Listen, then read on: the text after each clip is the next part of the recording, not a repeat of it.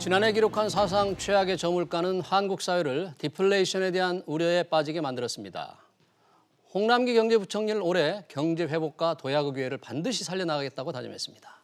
올 한 해 한국 경제를 좌우할 트렌드는 무엇일까요? 문자 샤프 3698번으로 다양한 의견 보내주시면 실시간 토론에 관여하겠습니다. 오늘 집중진단에 김광석 한국경제산업연구원 경제연구실장님, 그리고 김상윤 포스코 경영연구원 수석연구원 자리하셨습니다. 두 분 어서 오십시오. 네, 안녕하세요. 자, 김 실장님, 올해 이제 새해 사실상 첫 근무일이에요. 네, 기업도 이제 시무식을 했고 예. 개인들도 새해 다짐을 하는데 맞습니다. 올해 이제 생산이라든지 예, 소비라든지 이런 트렌드에 대한 관심이 이제 굉장히 많거든요. 굉장히 큽니다. 한 해 트렌드냐, 뭐 10년 트렌드 또 길게는 볼 수 있는데 네, 그 트렌드를 얘기하자면 세계 경제가 과연 어떻게 움직일까 이걸 알고 싶은데 네. 세계 경제의 트렌드 어떻게 전망하고 계세요?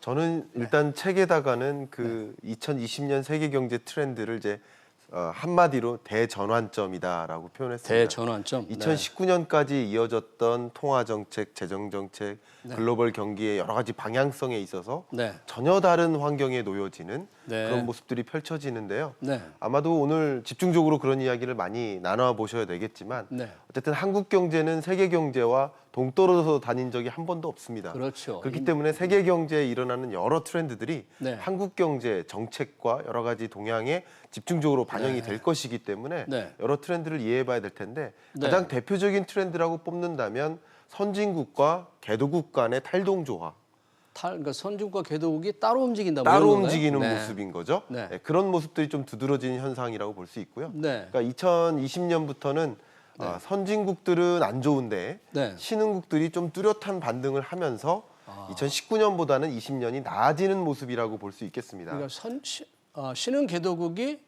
올해부터 좀 좋아진다. 네, 지금 IMF 세계 경제 성장률 전망치가 제시되었는데요. 네. 세계 경제는 어쨌든 3.0% 근래 들어 가장 낮았던 2019년의 모습에서 네. 2020년 3.4%로 반등할 것이라고 보고 있고요. 좀 회복이 된다 이거죠? 그렇죠. 네. 근데 IMF의 전망뿐만 아니라 이거는 여러 기구들의 컨센서스입니다. 네, 이렇게 네. 반등할 것이라고 보고 있는데 네. 재밌는 것은 선진국은 그냥 지지부진하게 이어집니다. 1.7%로 똑같네요. 올해하고 내년이. 이어집니다. 네. 근데 신흥개도국의 반등세가 뚜렷하죠. 네, 그렇기 그러네요. 때문에 소위 이제 평균 깎아먹는 반 친구들이 있다면 네. 또 평균을 많이 올려주는 친구들도 있지 않습니까? 네네. 그렇게 어쨌든 세계 경제는 반등하는 흐름, 이런 것들도 대전환점의 중요한 모습 중에 하나라고 볼 수 있겠습니다. 네, 신흥 개도국의 성장률이 저렇게 올라간다면 혹시 신흥 개도국 중에서는 어느 나라가 저렇게 좀 더 좋아질 수 있을까요? 네, 제가 그런 표현을 이제 반등 신흥국이라고 또 이름을 또 명명을 해봤었습니다. 반등하는 신흥국이다. 예, 예. 네. 그래서 반등, 리바운딩이라는 네. 표현을 써서 네. 신흥국이라는 표현을 썼는데요. 네. 이 반등 신흥국들 하면은 사실 6개, 월드뱅크가 6개 권역을 쪼갰는데 네. 6개 권역별로 신흥국들의 상승세가 뚜렷해요. 네. 재밌게도 그 중에서 아시아 신흥국들의 반등세가 굉장히 뚜렷합니다. 아시아국. 네. 예를 그래서 들면 어떤 아시아의 소위 베트남, 베트남, 인도네시아, 인도네시아, 필리핀, 타일랜드, 타일랜드. 예, 그리고 그리고 말레이시아. 말레이시아. 이런 여러 아시아 신흥국들의 반등세가 굉장히 뚜렷합니다. 주로 아세안 국가들이네요. 그죠? 네, 그렇습니다.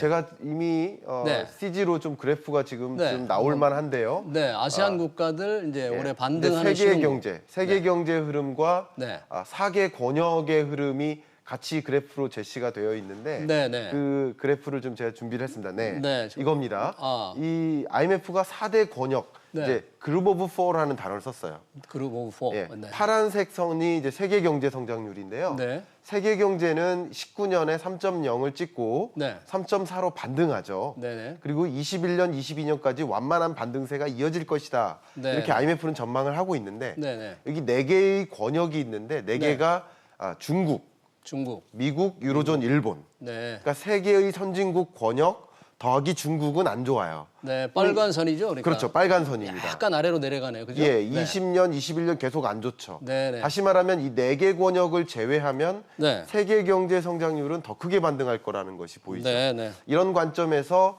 우리가 어디에 주목을 해야 되느냐 굉장히 중요한 포인트가 나옵니다. 네. 그러니까 선진국 권역 안 좋고 네. 중국이 안 좋은데 네. 그밖에 나머지 신흥국, 특히 제가 말씀드린 아시아 신흥국의 반등세가 네. 뚜렷하기 때문에 세계 경제 성장률이 소위 아까 말씀드린 반평균 성적이 올라가는 느낌이 네. 연출되는 것이다. 네, 네. 그래서 반등하는 신흥국에 대한 관심을 좀 가지신다면 네. 투자 관점에서 좀 네. 좋은 포인트가 되지 않을까 생각합니다. 네네. 김상현 수석님, 지금 우리 김광석 실장님께서 이제 반등 신흥국에 관심을 가지고 투자 관점에서 좀 봐달라 그랬는데 그러면 이쪽 국가의 주식, 채권 뭐 이런 데 좀 투자 좀 해도 될까요? 예, 저는 뭐 김광석 실장님 그 말씀대로 신흥국이 일부 반등한다 이런 네. 부분에서는 큰 흐름은 동의를 하지만 네네.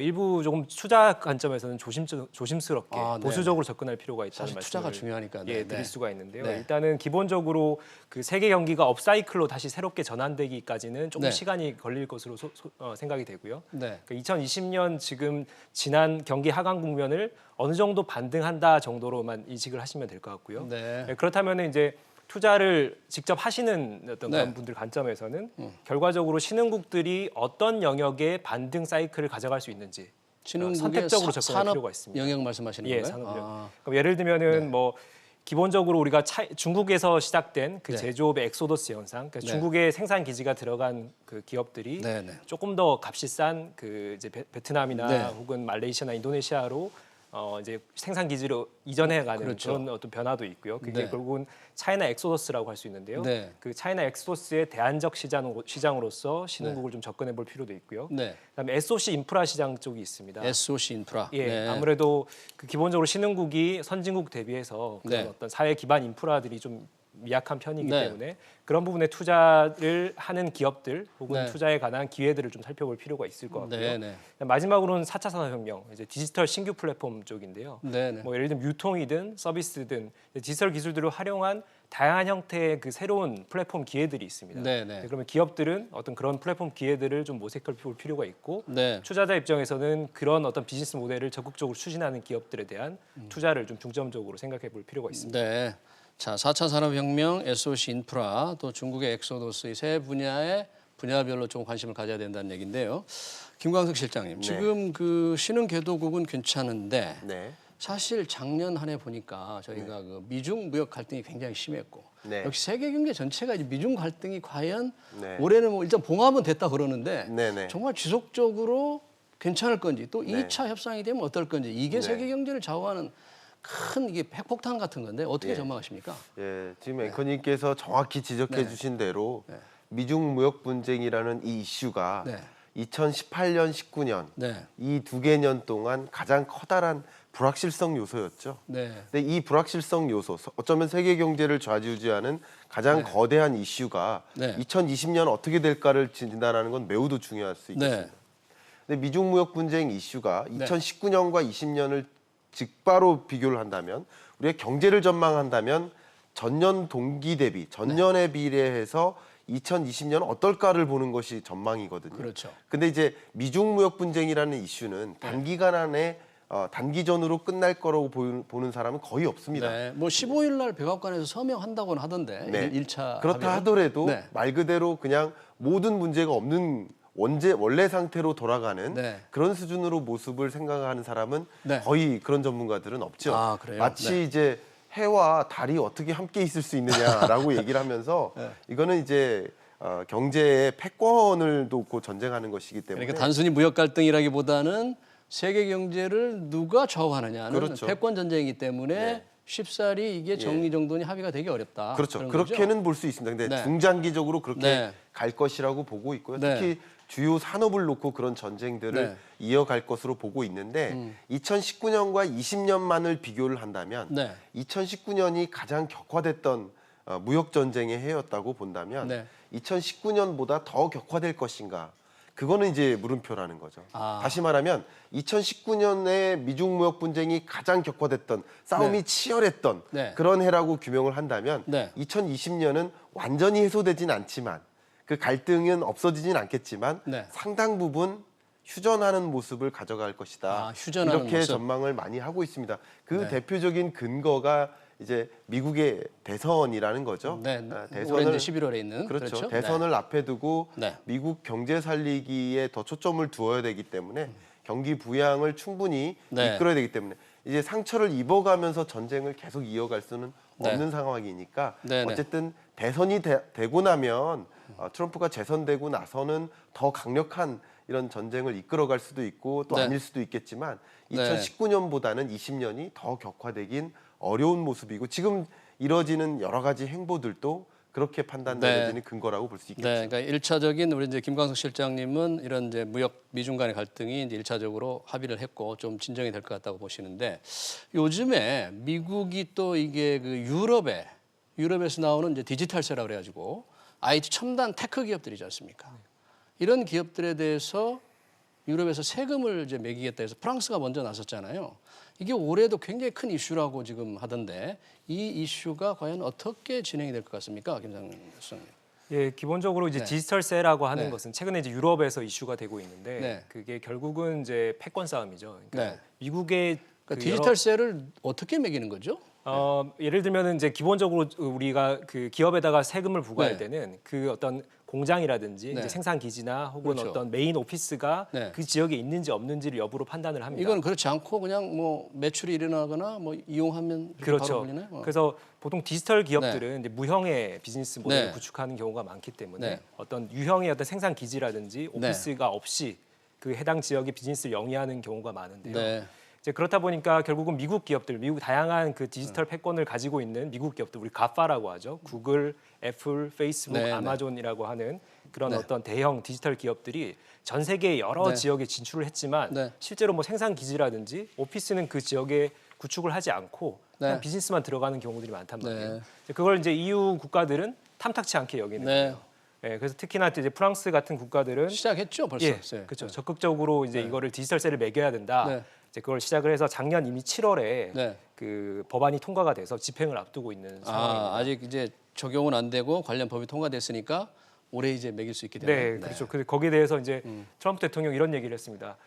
프랑스 너네가 디지털세를 우리 기업들한테 매길 경우에는 네. 우리도 와인세를 먹이겠다. 수입하는 와인에 대해 세금을 그렇죠. 매기겠다. 네. 아. 어떤 그것도 이제 무역 눈에는 분쟁의 눈, 소지가 이해는 이. 그렇죠. 무역 분쟁의 소지가 네. 있는 것이고요. 네네. 네, 그래서 최근에 다양한 그 IT 공룡 기업들이 네. 이런 디지털세가 부각될 것을 염려한 나머지 네. 좀 선제적으로 대응하는 케이스들이 생기고 어떻게 있습니다. 하는 거죠? 네. 뭐 예를 들면 일본의 아마존 재팬, 그러니까 네. 아마존 기업이 일본에 진출한 일본 지사 같은 네. 경우에는요. 네네. 2019년 작년에 법인세로 150억 엔, 우리나라 돈 약 1,500원 정도를 미리 납부를 했습니다. 아 그래요? 실제로 이걸 비교를 해보자면은 아마존 재팬이 별도로 이제 재팬만 그 일본 사무소만 따로 실적을 발표하던 게 2014년이 마지막이었는데요. 네. 2014년에 세금으로 약 11억 엔, 그러니까 우리 돈으로 약 120억 정도만 자진 납세를 납부를 한다는 거군요. 네, 네. 거기 이제 10배 이상이 되는 네. 규모로 자진 납세를 한 경우가 원래 있습니다. 테크 기업들이 전통적인 기업보다 세금 내는 게 좀 적은 것 같아요. 네, 그러다 맞습니다. 보니까 이런 이제 디지털세가 나오는 그렇죠. 무형의 거예요. 형태이기 때문에 그런 거죠. 네, 네. 알겠습니다. 이 또 미중 무역이 어느 정도 일차적으로 합의가 이루어지다 보니까 미국과 유럽 간의 이 디지털세가 갈등의 이슈가 될 것 같은데 혹시 뭐 삼성전자도 그 디지털세 적용이 되나요? 어떻게 되겠습니까? 결국 이제 디지털세 적용 대상 기업을 원래 처음에 원안에서는 이제 소위 플랫폼 기업들이 네. 대상이 되다가 다 미국 기업들이겠네요. 그렇죠. 구글, 예, 아마존 뭐 예. 그렇죠? 소위 네. 가파 더하기 M 그래서 네. 가팜이라는 표현도 쓰는 네. 마이크로소프트를 네. 포함해서요. 네. 그러다 이제 디지털세에 대한 논의가 더 확대되는 과정에서 네. 이 IT 제조 기업에 대한 과세도 필요하다라는 논의가 네. 이렇게 진전이 되어 갔고 네. 최근에는 이제 삼성전자도 그 대상이 될 수 있기 때문에 우리도 좀 대비를 해야 되겠네요. 그렇죠. 대비를 해야 될 필요성이 크게 생긴 거라고 볼 수 있겠죠. 네. 예. 그 세계 경제 트렌드 중에서 금융 기조가 과연 어떻게 될 것 같냐? 사실 작년에 네. 미국 그 연방준비은행이 세 차례 금리를 낮췄잖아요. 네. 올해도 낮출래나 아니면은 지금이 낮은 수준이니까 유지될까? 김 실장님 어떻게 전망하십니까? 네. 저는 지금보다 한 차례 정도는 더 인하할 수도 있겠다. 한 번 정도. 예, 네. 그 정도로 생각을 하고 있고요. 네. 어쩌면 한 70% 저의 생각은 네. 70% 확률이 이제 한 차례 인하. 한 차례 그리고 이나. 한 30% 정도는 계속 유지. 네. 이런 느낌으로 계속 가지 않을까 이렇게 보고 있는데요. 네네. 지금 제가 오늘 이 자리에 오기 전에도 네. 막 IB뱅크들의 전망치를 좀 보고 왔습니다. 어떻게 예, 나왔습니까? IB뱅크들의 전망치도 네. 저랑 이제 똑같은 생각을 갖고 있습니다. 아, 평균적으로 한 차례 정도의 추가 인하가 있을 수 있지 않겠느냐 하고 보고 있는 것이죠. 그렇군요. 예, 네. 근데 미국만의 움직임이 아니라 네. 그밖에 다른 여러 선진국들 그리고 신흥국들도 다 같이 금리 인하로 가담을 하고 있고 네. 우리나라도 뭐 그런 한국이 사실 관심인데 우리가 또 좀 낮춰야 네. 되나요? 어떨까요? 그렇죠. 우리나라도 저도 지금 생각에는 네. 한 차례 추가 인하가 있을 수 있겠다라고 보고 있습니다. 네. 통화 정책이든 재정 정책이든 어떻게든 2020년에는 경기를 부양시켜야 되겠다는 강력한 그런 움직임이 반영되고 있는 것이라고 보고 있고요. 네, 네. 우리나라 입장에선 더 중요한 것이 지금 많이 이야기 나오고 있는 디플레이션 우려이거든요. 디플레이션, 그렇죠. 디플레이션 네. 아니라고는 하지만 네. 디플레이션이 상당히 우려되는 시점인 건 맞거든요. 네, 디플레이션이 되면 이게 참 판매도 안 되고 소비도 안 되고 투자도 못해서 악순환이 생기는데 그렇죠. 예. 아직 본격적으로는 뭐 시작됐다고 보기는 조금 본격적으로 이르죠? 시작됐다고는 보기 네. 어렵지만 네. 추세적으로 물가 상승률의 레벨 자체가 약 3.5% 수준에서 1%대로 네. 완전히 떨어졌고 네. 2019년 물가 상승률이 0.4%, 아. 또 내년 올해죠 이제 2020년 물가 상승률이 1.0%니까 네. 우리 목표 물가, 목표 안정 물가 2.0%를 훨씬 한참 밑돌아요. 밑도네요. 네. 예, 어쨌든 이렇게 낮은 물가 이것은 이제 디플레이션 우려가 있고 네. 디플레이션은 또 다른 디플레이션을 낳기 때문에 그렇죠. 결국 물가를 안정적으로 최적의 네. 물가로 만들기 위해서는 추가적인 금리 인하가 필요하다고 보고 있는 거죠. 금리를 떨어뜨려서 물가를 조금 더 상향시켜야 되는 조금 필요성. 디플레이션이 혹시 발생할지 모르는 디플레이션 우려를 좀 막아본다 이런 예, 얘기죠. 어쨌든 지금 현재의 네. 물가를 네. 디플레이션이 아니더라도 네. 낮은 물가, 저물가라고 판단하는 건 모두가 동의하고 있기 네. 때문에 적정한 물가를 만들기 위해서라도 금리를 추가적으로 인하할 필요성이 있다라는 의견들이 제시되고 있는 상황인 거죠. 사실 이주열 그 하는 총재도 신년사에서 그런 얘기를 한 것으로 보도가 됐어요. 네. 올해가 작년보다 이게 개선되기 위해서 급격한 경기 회복은 쉽지 않을 것이다. 그러니까 네. 현재의 경기 통화 완화 정책이 조금 유지될 것이라는 그런 걸 했거든요. 네. 그러니까 내려갈 수도 있겠네요. 그렇죠. 근데 김상윤 그 수석님, 만약에 우리가 또 금리를 낮춘다. 지금도 사실은 뭐 이렇게 높은 건 아닌데 요즘 부동산이 심각한데 이게 부동산 정책을 뭐 수요를 잡는다, 공급을 여러 가지 한다고 하지만 금리가 낮으면 이게 투자 자금이 갈 데가 없잖아요. 부동산 걱정이 되는데 올 한 해 어떤 그 저금리로 인한 그 우려 쉽게 진정이 안 되겠죠. 어떻게 보십니까? 일단 뭐 부동산을 논하기 전에 네. 그 금리 인하에 대한 실효성에 대해서 좀 먼저 말씀을 드리고 싶은데요. 네. 우리가 이제 정책 금리를 낮추는 것은 네. 결국은 이제 시장이 돈을 돌리기 위한 거잖아요. 그렇죠. 근데 그 최근에 우려되는 상황을 한마디로 표현을 하면은 네. 돈맥 경화라고 말씀드릴 수가 있는데요. 돈이 꽉 막혀서 안 그렇죠. 들어간다. 예. 아. 돈이 꽉 막혀서 시중이 돌지 않는다라는 얘기인데 결국은 중앙은행이 금리를 낮추면은 네. 기업들이 투자를 늘리거나 그렇죠. 시장에서는 소비가 확대되거나 이제 이런 부분들이 선순환을 이루어야 네. 되는데 결과적으로 이게 돌지 않는다라고 하는 것은 네. 제가 봤을 때는 크게 이제 두 가지 정도 지적을 할 수 있습니다. 네. 첫 번째는 그 최근에 이제 경제 상황들이 대외적인 변수가 너무 강하기 때문에 어떤 그 금리 정책이나 재정 정책이 안정적으로 이렇게 시장에 메시지를 줄 것이다라는 확신이 없다라는 거죠. 기업들 입장에서는. 기업이나 소비자가 믿지 않는 건가요? 그렇죠. 네. 믿지 먹히지 않는다. 않는 거지, 예, 그렇죠. 시장에. 먹히지 않는 네. 거죠. 이게 워낙 대외 정책에 대한 네. 변수가 우리 네. 경제에 작용하는 영향이 크기 때문에 네. 어떤 정책적인 어떤 수단이 잘 먹히지 않는다라는 네, 네. 거고요. 둘째는 앵커님 말씀하신 투자처가 없다라는 겁니다. 투자할 곳이 없으니까 그렇죠. 이제 기업들 입장에서는 네. 결국은 뭐 최근에 뭐 디지털 환경 전환으로 네. 인한 어떤 아주 복잡성 네, 증대도 네. 있고요. 그다음에 단순히 우리가 그 개인들 입장에서는 돈을 아무리 저금리로 빌리더라도 네. 부동산 외에는 뭔가 투자를 해서 네. 돈을 불리고자 하는 어떤 그런 용처가 없는 그렇죠. 거죠. 다양한 투자 상품이 많이 있다면 굳이 부동산으로만 갈 이유가 없는데 그렇죠. 다양한 투자 상품이 없기 때문에 자꾸 그쪽을 기웃거리는 거죠. 네. 네. 그래서 그 뭐 예를 들면은 10대 기업의 네. 그 최근 통계를 봤더니 사내 네. 유보금이 현재 1,000조 원에 육박한다는 뭐 1,000조 원. 소식도 네. 있고요. 그다음에 결국 개인들조차도 저금리 시대에 어디다가 네. 투자를 해야 내 재산을 불릴 수 있을지 그런 데 대한 고민을 상당히 네. 많이 하고 있는 상황에서 네. 부동산으로 좀 돈이 몰리는 거는 어떻게 보면 부작용이다 할 수 있겠습니다. 그렇죠. 네.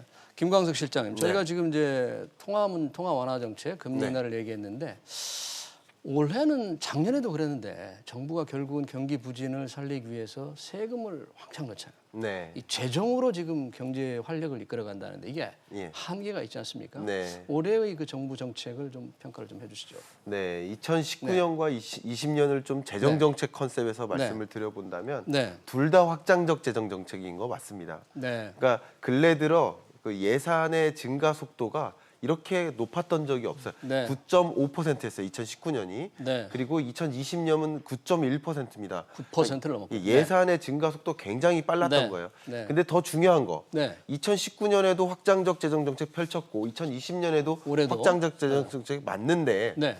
제가 뭐라고 종종 표현하냐면 용돈을 아이한테 늘려주면 무조건 건강해질까?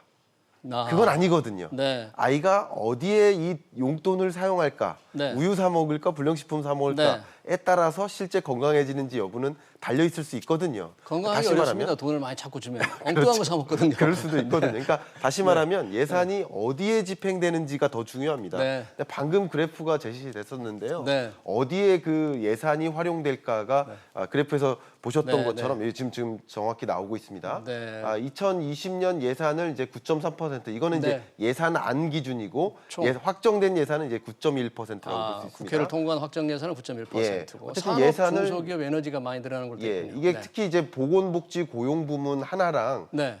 주로 이제 12가지 분야로 구분을 할 수가 네. 있는데 집중적으로 늘어난 영역 3가지를 또 뽑은 거예요. 그러니까 네. 2019년하고 20년하고 예산을 비교를 하면요. 네. 2019년은 보건복지 고용의 예산 증가율이 거의 가장 가파랐었습니다. 복지 예산이 대폭 늘어난 그렇죠. 거네요. 그죠? 그러니까 네. 다시 말하면 미세먼지 저감 대책이다라고 네. 했을 때 미세먼지 저감에 대한 저감을 시키기 위해서 혹은 미세먼지에 대해서 대응하기 위해서 2019년에는 많은 예산을 취약계층에게 미세먼지 마스크를 나눠주는 데 썼어요. 네. 뭐 투자를 좀 늘리는데 돈을 더 쏟아야 되는데. 그렇죠. 근데 약간 좀 2020년 예산을 네. 보면 네. 미세먼지 저감 기술을 개발하는 영역에 많은 예산을 투자하도록 그렇습니다. 네. 그렇게 이끌거든요. 네, 네. 그런 것들이 이제 산업, 중소, 에너지 영역에 네. 예산이 크게 증가된 것을 확인할 수 있죠. 네. 이런 것처럼 예산이 확장적으로 편성된 것도 맞지만 네. 더욱이 예산을 정말 경기 부양적, 제대로 써야 된다. 그렇죠. 그런 얘기죠. 투자 네. 진작 방향으로 네. 활용될 것으로 보이는 거죠. 알겠습니다. 자, 올해 이제 재정 문제를 잠깐 얘기해봤고요. 산업의 트렌드, 새해 첫날이어서 기업들이 시무식을 하면서 디지털 혁신의 뭐 원년이 돼야 된다, 본격화해야 된다 이런 얘기를 했는데 올해 산업 기업 트렌드도 상당히 중요하지 않습니까? 김수성님은 원래 어떤 부분에 가장 중점을 둘 것이고 어떤 변화가 일어날 것으로 보십니까? 네, 기본적으로 뭐 최근에 사실 네. 워낙 정치적인 어떤 네. 세계 트렌드들이 워낙 빠르게 변화하고 이슈들이 많다 보니까 네. 어떤 산업 트렌드에 대한 어떤 네. 점검이나 이런 부분들이 좀 언론에서도 좀 미진한 부분이 있는데요. 네. 사실 그 2015년 이후로 4차 산업혁명이라는 얘기를 이제 너무나 지겹도록 하고 네. 있습니다. 그래서 결국은 그 최근에 실제로 이제 일어나고 있는 변화가 이제 네. 디지털 트랜스포메이션, 즉 이제 우리 말로 하면 디지털 전환이라고 할 수 있는데요. 아까 김 실장님도 대전환이라고 그랬는데. 그래서 네, 디지털 네, 대전환. 경제 측면에서도 네. 대전환이고 네. 산업 측면, 이제 기업 입장에서도 대전환을 맞이하고 있는 시기인데 이게 이제는 뭔가 계획이나 네. 어떤 구상을 하는 단계가 아니고요. 실제로 네. 액션을 취하는 단계입니다. 뭐 예를 들면 2000년대 초반에는 주로 IT 기업들이 네. 이제 디지털 전환을 먼저 선도적으로 추진을 했다면은 네. 최근 들어서는 제조업이라든지 네. 혹은 서비스업이라든지 이런 기업들도 다양한 디지털 기술들을 자신들의 비즈니스 모델에 활용을 해서 네. 뭐 비즈니스를 효율화하고 혹은 뭐 스마트화하고 네. 그리고 새로운 비즈니스를 개발하는 어떤 네. 그런 부분들을 활용을 하고 있는데요. 네. 그래서 그 혹시 자료가 하나 준비될지 모르겠는데 디지털 혁신에 관해서. 네. 네.